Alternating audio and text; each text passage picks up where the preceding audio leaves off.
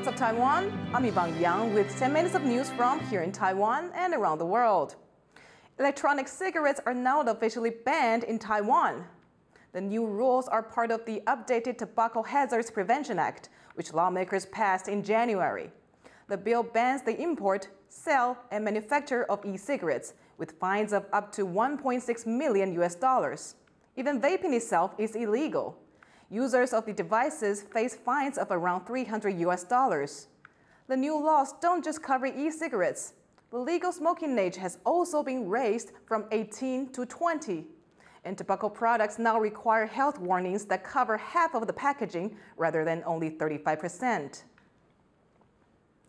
Taiwan's government is creating a system for settling landlord-tenant disputes over rent deposits. Most rental units in Taiwan aren't officially registered, which can make it hard to hold landlords accountable. Yvonne has this story. Taiwan's millions of apartment renters could soon get more legal protection. The Interior Ministry says it's putting together a system that will help tenants get their deposits back. It's a victory for housing advocates and lawmakers who've backed the idea. 其实英国在最近这几年开始实施，也就是说，它有一个公正的第三方来保管这个押金。到时候解除租约的时候，有纠纷的时候，由这个公正的第三方来决定如何退还这个押金，是否退还这个押金。It's an idea with plenty of popular support. 第三方公证的话，可以比较有效去保证说，有些状况是可能是房东说的算。房东好不好跟房客好不好，有时候是很看运气的一件事。确实，如果放在第三方会比较安心。But backers of this system say there's one major problem to overcome before it can be effective. According to different estimates, anywhere from 70 to 90% of rental units in Taiwan are under the table with no tax registration. The system's supporters say knowing who rents out what property is important. They recommend a temporary tax amnesty so landlords will be willing to come forward and register with the government, followed by a crackdown on landlords who don't. 不要增加太多税负负担的一个制度的一个设计，鼓励房东出来就是如实的申报，再进行就是说一个棍棒的一个督促，让这样的租屋市场就是可以如实的去登录跟揭露。There's also the question of who the third party will be. Banks have had little interest in handling deposits because the amounts involved are small. But while the new system may be a way off, the government says it will take the first steps to set it up in the coming months. Alex Chen and John Van Trieste for TaiwanPlus. Have you thought about how you might survive in an extreme weather event? Scientists in the UK have developed a special kind of house designed to withstand all kinds of climate disasters. Sadie Jensen reports. It's not a scenario many like to think about. But with the climate crisis causing more extreme weather, some are considering ways of fortifying their houses to stay alive. So you can see within this chamber, what we're trying to do is to control the weather. And so we can take it down to -20 and up to +40 and create all the other weather conditions, including snow. Scientists in the UK have now developed a new kind of house designed to withstand all kinds of extreme climate disasters. The reason we've designed it is to really understand how houses are going to perform, not just now, but in future climates. So how can they perform against extreme weather events, extreme cold and extreme heat? The house has been built in a chamber that can replicate environments from around the globe. This helps us undertake repeatable experiments, which you can't do anywhere else in the world. So it's a big experiment, really. It's to find out what is the best for these particular types of houses. The aim is to protect homes and the people that live in them against an uncertain future. The climate is changing. We can all understand the climate's changing. It's not just going to get warmer, it's going to get more extreme. There's going to be things like drier summers but wetter winters as well. So our goal here is to look at developing a way of testing these buildings to their extreme.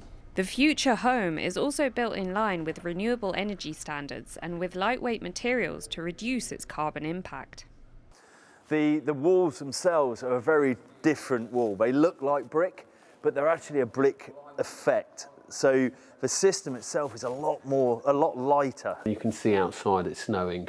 We can, take it from Nordic winters to Saharan summers in a home that we've taken the lessons from and put the technology in here that we see being used in the future.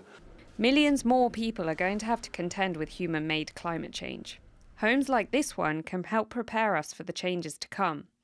But in spite of the welcoming interiors, those who can't afford the price tag may be left out in the cold.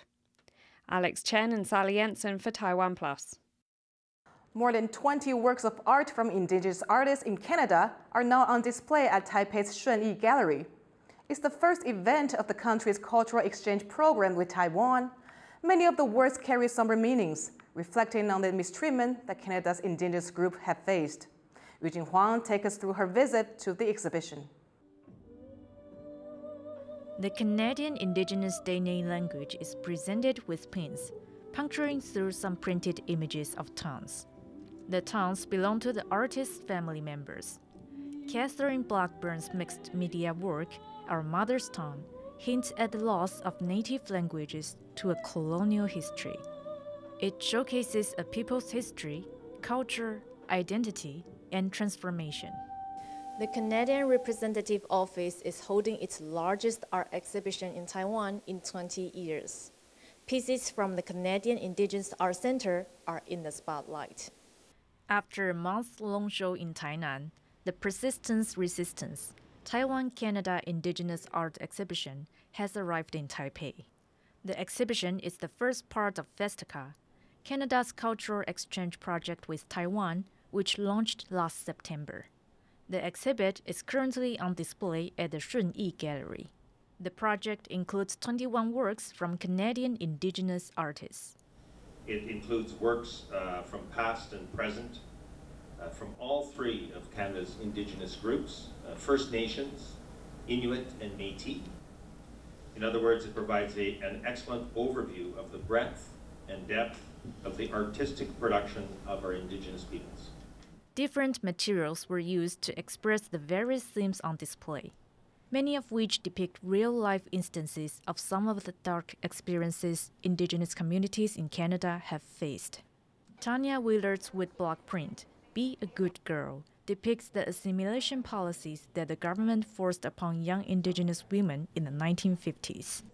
Rebecca Belmore's photographic work, Fringe, shows the politicization of an Indigenous woman's body. The wound left by history is on the mend, yet her scar will never fully heal. Belmore traveled to Taiwan for the exhibition to share in the cultural exchange. I think we share many common experiences, especially in terms of our histories and dealing with colonial oppression. So I think that's important that it is here, and that, with the hope that maybe this will carry on and happen more often with exchanges between Indigenous populations globally. As with those in Canada, Taiwan's Indigenous communities are also still recovering from their country's colonial past. The Canadian artworks have resonated with local Indigenous peoples, as they show similar historical traumas. 其实在这样的场合，在这样的现场遇到不同族群来自世界各国的朋友，作为原住民，我们会觉得不孤单；作为一个国家，而且是多民族的国家，我们更觉得不孤单。The Canadian Representative Office hopes the exhibition will help people in Taiwan understand the problems facing Indigenous peoples. Problems like the loss of their lands, traditions, and identities. Issues which still affect native communities in both countries to this day. It's hoped that works like these will help to create a deeper understanding in the wider public of the history, culture, and lives of Indigenous populations. Alex Chen, Klein Wang, Biqi Zhang, and Yujin Huang, TaiwanPlus.